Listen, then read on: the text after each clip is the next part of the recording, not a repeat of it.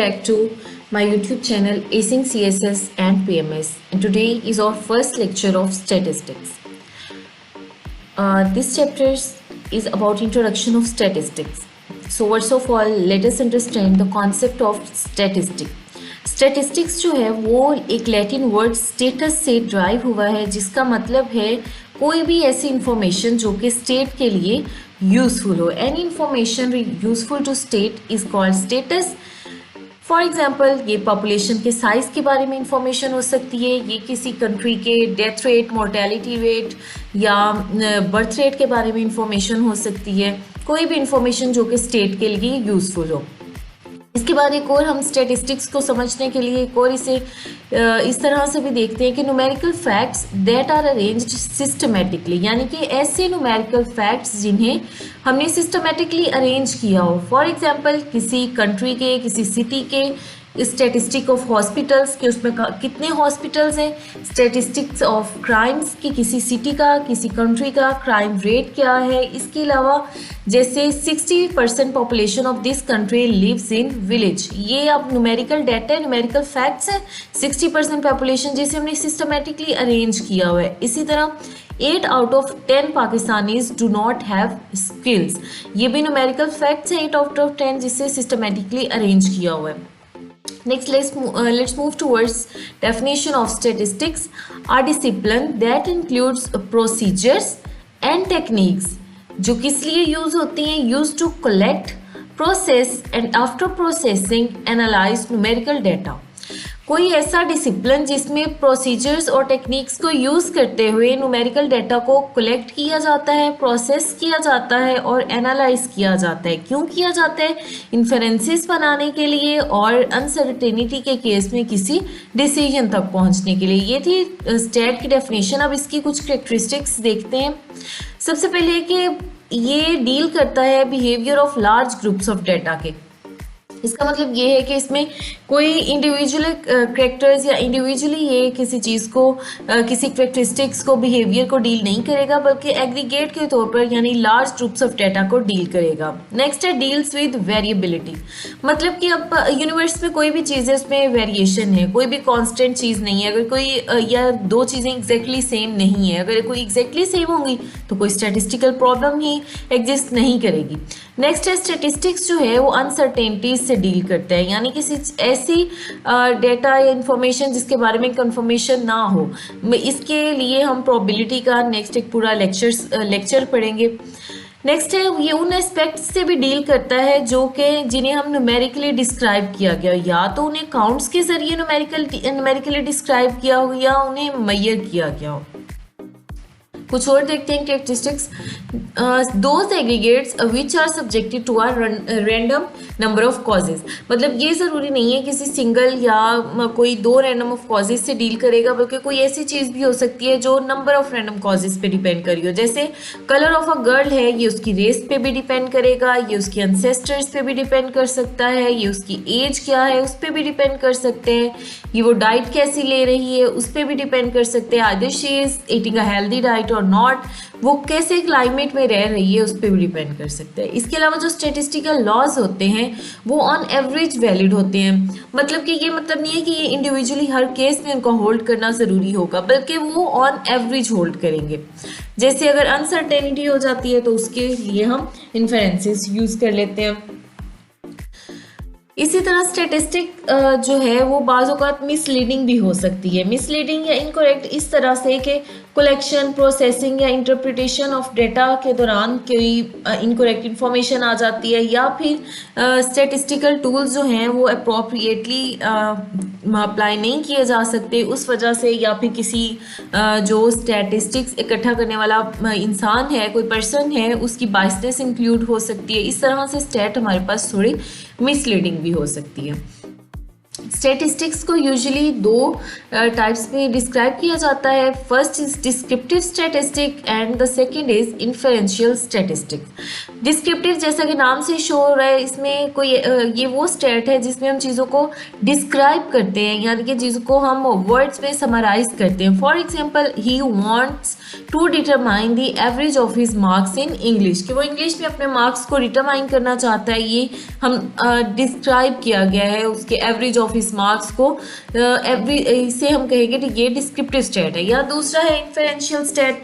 Inference का मतलब होता है प्रिडिक्ट करना, किसी चीज़ की पेशन गोई करना. यानी इन्फेरेंशियल स्टैटिस्टिक्स का मतलब होगा making inferences about characteristics of population from knowledge derived from sample. मतलब किसी स्मॉल ग्रुप यानी कि सैम्पल से इंफॉर्मेशन जो हासिल हुई है उसे यूज़ करते हुए पूरी की पूरी पॉपुलेशन के बारे में कोई कंक्लूजन निकालना, इसे हम इन्फेरेंशियल स्टेट कहते हैं. For example, based on first 2 test marks he would like to predict his marks in last test. मतलब पहले 2 टेस्ट में उसके जितने नंबर आए हैं उस हिसाब से वो अपने लास्ट टेस्ट में नंबर को प्रिडिक्ट करना चाहता है. जहाँ पे प्रिडिक्शन की बात होगी वहाँ पे इन्फेरेंशियल स्टेट यूज हो रही होगी.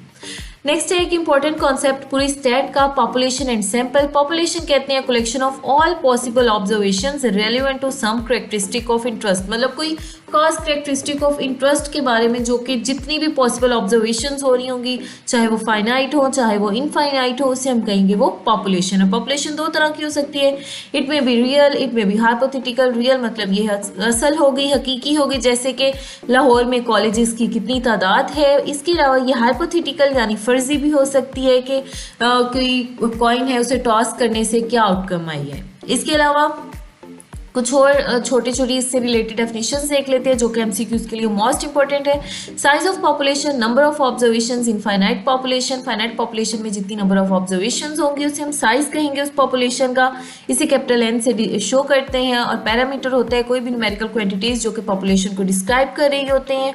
और पॉपुलेशन की पैरामीटर्स जो हैं उन्हें हम ग्रीक लेटर से एक्सप्रेस करते हैं. सैंपल जो है वो कोई भी पॉपुलेशन का सबसेट होता है. साइज ऑफ सैंपल का मतलब है number of observations in sample, और इसे हम स्मॉल एन से शो करते हैं. पॉपुलेशन के सैंपल को कैपिटल एन से और इसके सैंपल को स्मॉल एन से. इस तरह स्टैटिस्टिक कोई भी न्यूमेरिकल क्वांटिटी जो कि सैंपल को डिस्क्राइब कर रही होगी उसे हम स्टैटिस्टिक कहेंगे, और इसे हम यूजुअली लैटिन लेटर से शो करते हैं. इसके बाद आप दोनों की इकट्ठी एग्जांपल्स देखते हैं इन्हें मजीद समझने के लिए. पॉपुलेशन, अब जैसे total number of students absent from colleges. अब कोई टोटल एक सिटी के कॉलेजेस हैं उनमें जितने total number of students absent हैं वो पॉपुलेशन हो गई. अगर टोटल एब्सेंटेज फ्रॉम सिटी कॉलेज, किसी पर्टिकुलर कॉलेज का नाम लेके हम उसकी एब्सेंट स्टूडेंट्स देखते हैं तो वो एक सैंपल होगा. इस तरह अगर हम साउथ एशिया में मोर्टेलिटी रेट देखते हैं तो वो पॉपुलेशन होगा. अगर हम सिर्फ पाकिस्तान साउथ एशिया का एक कंट्री है इसकी मोर्टेलिटी रेट देखते हैं तो ये एक सैंपल होगा. इसी तरह नेक्स्ट कॉन्सेप्ट की तरफ चलते हैं, दैट इज वेरिएबल. अब वेरिएबल जैसे कि नाम से ही शो हो रहा है कि कोई भी ऐसा ऑब्जेक्ट, ऐसा इंडिविजुअल जो कि वेरी कर रहा होगा. फॉर एग्जांपल जैसे हाइट है वो हर एक इंसान की दूसरे इंसान के बारे में दूसरे इंसान के कंपैरेटिवली वेरी कर रही होती है. डोमेन कहते हैं कि set of all possible values from which variables are taken out. अब वेरिएबल्स जो हैं वो जिसमें से वैल्यूज लेते हैं, जिस सेट में से, जिस ग्रुप ऑफ नंबर्स के यानी उससे वैल्यू लेते हैं उसे डोमेन कहते हैं. नेक्स्ट है वेरिएबल की 2 टाइप्स होती हैं. क्वालिटेटिव हो सकता है वेरिएबल या क्वांटिटेटिव हो सकता है. क्वालिटेटिव को हम एट्रीब्यूटिव वेरिएबल भी कहते हैं. क्वालिटेटिव जैसा कि नाम से शो है किसी चीज़ की क्वालिटी होगी, यानी कि ये नॉन न्यूमेरिकल कैरेक्टरिस्टिक होगी किसी चीज़ की जिसमें न्यूमेरिकल डाटा इन्वॉल्व नहीं हो रहा होगा. जैसे कोई जेंडर हो सकता है, कोई मेल हो सकता है या फीमेल हो सकता है, मतलब ये क्वालिटेटिव है, क्वांटिटेटिव नहीं है. आई कलर हो सकता है, कोई ग्रीन हो सकता है, ब्लू हो सकता है, ब्लैक हो सकता है, IQ लेवल हो सकता है या पुअर्टी हो सकती है. नेक्स्ट है क्वांटिटेटिव वेरिएबल, यानी कि नाम से क्वांटिटेटिव यानी कि वो न्यूमेरिकल होगा. जैसे एज है, किसी की एज जो है वो 12 साल है यानी क्वांटिटेटिवली उसे डिस्क्राइब किया गया है. कोई इनकम है किसी की वो कितनी है, वेट कितना है, ये सारे क्वांटिटेटिव वेरिएबल्स होंगे. क्वांटिटेटिव वेरिएबल्स की नेक्स्ट मजीद 2 टाइप्स हैं, discrete quantitative variable and continuous. अब डिस्क्रीट जो होता है ना ये काउंट डेटा होता है, यानी कि हम इंटीजर्स या होल नंबर की सूरत में उसे काउंट कर सकते हैं। इसमें जंप्स या ब्रेक्स होती हैं।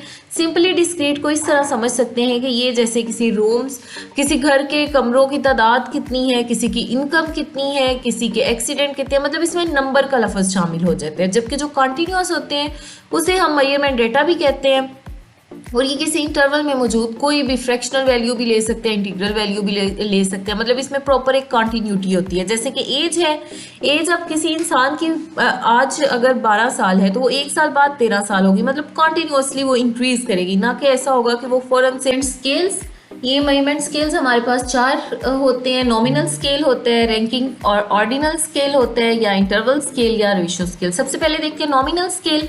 ये नॉमिनल स्केल का मतलब है कि किसी ऑब्जर्वेशंस की म्यूचुअली एक्सक्लूसिव क्लासेस या ग्रुप्स में क्लासीफाई किया गया। म्यूचुअली एक्सक्लूसिव क्लासेस वो होती हैं जिनमें किसी 2 या 3 या उससे ज़्यादा क्लासेस में कोई भी चीज़ कॉमन ना हो, उसे हम कहेंगे म्यूचुअली एक्सक्लूसिव क्लासेस। जिस तरह से जेंडर हो सकते हैं, कोई या तो मेल हो सकता है या फीमेल हो सकता है, रिलीजन हो सकता है, कोई किसी का कोई खास पर्टिकुलर रिलीजन होगा या वो एथिस्ट होगा, इसके अलावा उसकी नेशनैलिटी, इस तरह से जो होता है उसे हम कहते हैं कि वो नॉमिनल लेवल डाटा या नॉमिनल मेजरमेंट स्केल है। नेक्स्ट है रैंकिंग एंड ऑर्डिनल स्केल। अब रैंकिंग स्केल जो होता है वो एक्चुअली होता नॉमिनल स्केल ही है, लेकिन फ़र्क उसमें सिर्फ ये होता है कि इसमें जैसा कि नाम से ही है कि इसमें रैंकिंग होती है। जैसे कि अगर ग्रेड्स हैं तो ग्रेड की एक रैंकिंग होगी प्रॉपर A, B, C। इसी तरह अगर रेटिंग है किसी चीज़ की, या तो कोई चीज़ पुअर होगी या कोई चीज़ गुड होगी, एक्सीलेंट होगी, मतलब कोई प्रॉपर रेटिंग होगी उस चीज़ की। नेक्स्ट इंटरवल स्केल है। इंटरवल स्केल जो होता है इसमें कांस्टेंट इंटरवल साइज होते हैं। इसके अलावा कोई इसका ट्रू 0 पॉइंट नहीं होता, मतलब कोई एक्चुअल उसका ओरिजिन नहीं होता।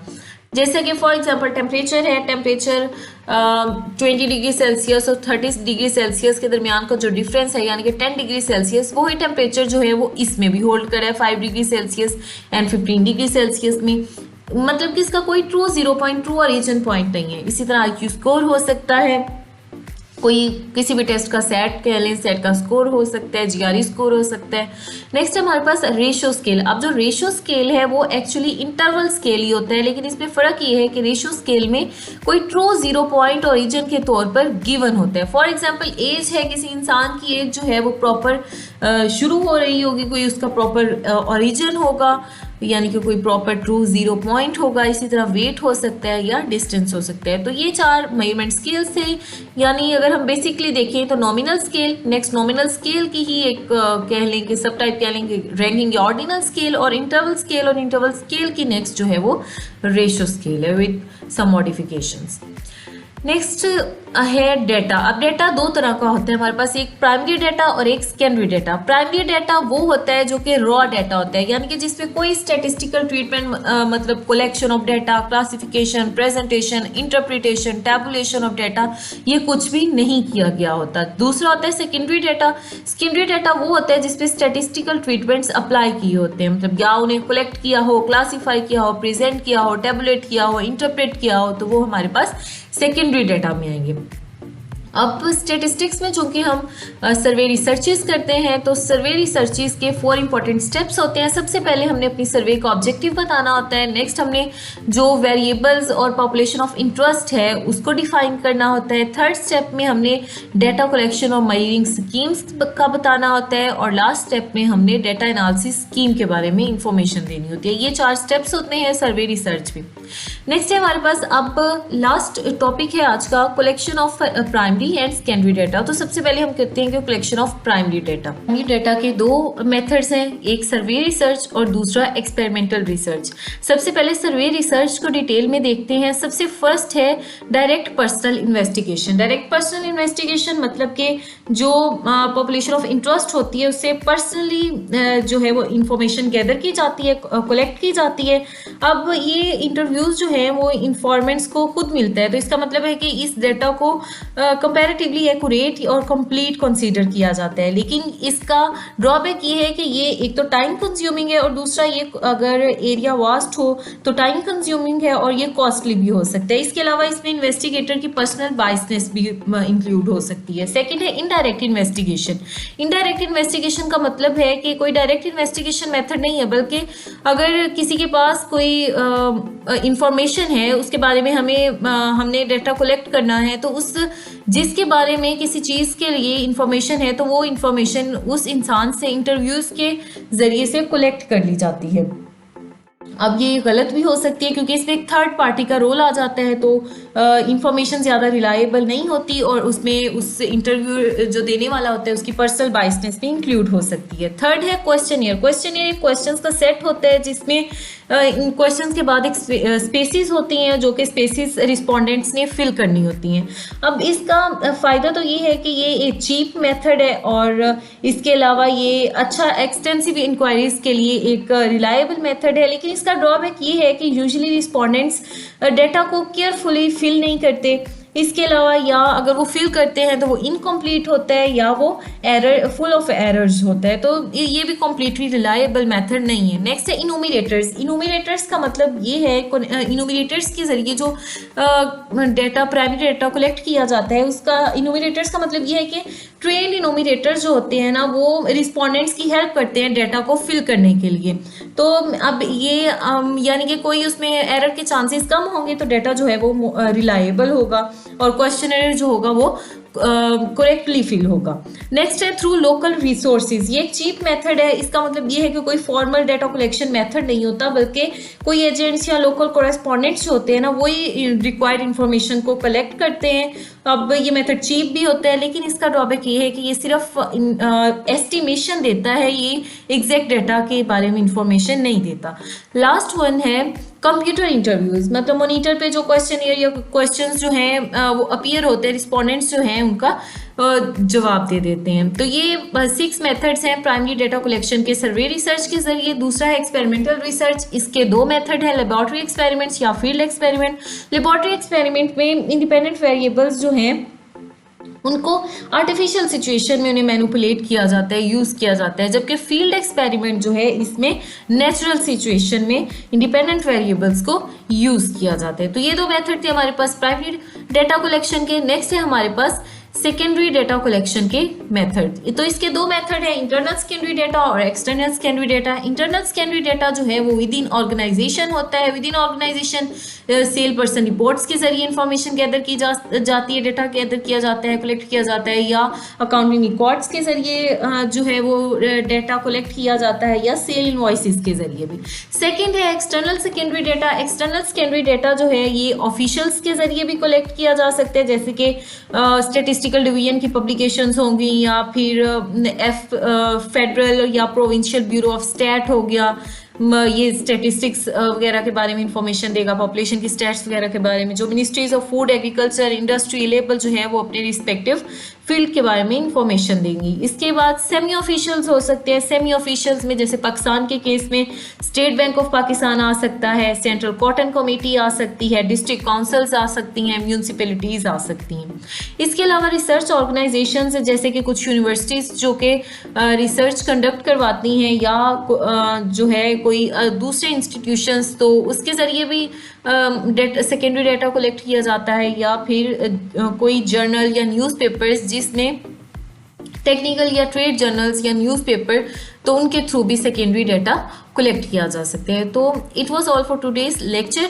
अगर आपका कोई भी क्वेश्चन हो तो आप कमेंट बॉक्स में पूछ सकते हैं। इसके अलावा मेरी इंस्टाग्राम आईडी का लिंक डिस्क्रिप्शन बॉक्स में गिवन है, you can ask questions there too. Next video के लिए नेक्स्ट हम इंशाल्लाह पढ़ेंगे प्रेजेंटेशन ऑफ डेटा, कि डेटा को प्रेजेंट कैसे किया जाता है। तब तक के लिए अल्लाह हाफ़िज़।